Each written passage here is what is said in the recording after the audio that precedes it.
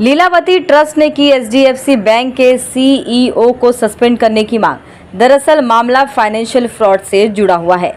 जी हां, Lilavati Kirtilal Mehta medical trust ने आर्थिक क्षेत्रों पर नजर रखने वाली संस्थाओं से फाइनेंशियल फ्रॉड के मामले में एचडीएफसी बैंक के एमडी और सीईओ शशिधर जगदीशन को सस्पेंड करने और उन पर मुकदमा चलाने की मांग की है। शनिवार को जारी किए गए एक बयान में ट्रस्ट के सदस्यों ने कहा कि वे मुंबई मजिस्ट्रेट कोर्ट के आदेश और बांद्रा पुलिस स्टेशन में दर्ज एफआईआर के आधार पर ये कार्रवाई करवाना चाहते हैं। इस रिपोर्ट में देखिए आखिर परमवीर सिंह लीलावती हॉस्पिटल के ट्रस्टी ने क्या क्या कहा और किस तरीके के गंभीर आरोप लगाए।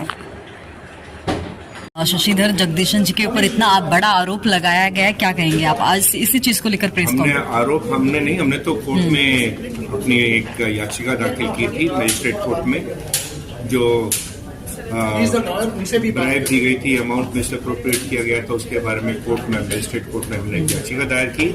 और जब मजिस्ट्रेट साहब इस बात से सेटिस्फाई हो गए कि वास्तव में इस प्रकार का घोटाला हुआ है, तो उन्होंने पुलिस को आदेश दिया, जिसके आधार पर FIR number 818 Bandra police station में दाखिल किया गया है। चीटिंग का, फौजरी, मिसअप्रोप्रिएशन ऑफ फंड्स का श्री जगदीशन के खिलाफ, श्री चेतन मेहता के खिलाफ और बाकी आरोपियों के खिलाफ इन्वेस्टिगेशन शुरू हो चुका है।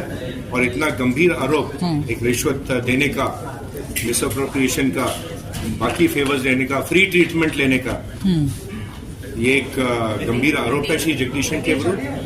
और इतने गंभीर आरोप लगने के बाद कोई भी व्यक्ति इस प्रकार की पोजीशन में नहीं रह सकता। एचडीएफसी बैंक, जो कि इस कंट्री का एक पिलर है फाइनेंशियल हमारे बैंकिंग सिस्टम का, एक बहुत ही रिस्पेक्टेड इंस्टीट्यूशन है, उसके हेल्प पे इस प्रकार का व्यक्ति कंटिन्यू नहीं होना चाहिए।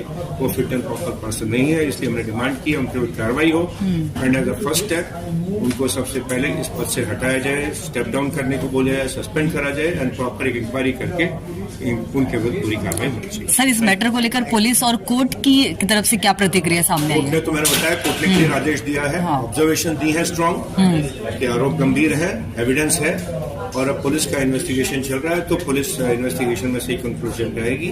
और इसमें लेकिन ये सिर्फ पुलिस का ही मामला नहीं, ये सेबी का, आरबीआई का, मिनिस्ट्री ऑफ फाइनेंस का, ऑम्बड्समैन का, बाकी रेगुलेटरी अथॉरिटीज का मामला बन चुका है। और मुझे विश्वास है सभी एजेंसी, सभी रेगुलेटर इसमें आवश्यक कार्रवाई करेंगे। मतलब एज एन एडवोकेट इस केस आपके हाथ में, आप हैंडल कर रहे हैं, इस केस की स्टेटस कहाँ तक पहुंची और क्या कुछ आप कहना चाहेंगे? कैश डिलीवर मिली थी तो सितंबर 2024 में हमने इस केस की कंप्लेंट की, बट वहाँ कार्रवाई जब हुई तो हमें कोर्ट पहुँचना पड़ा।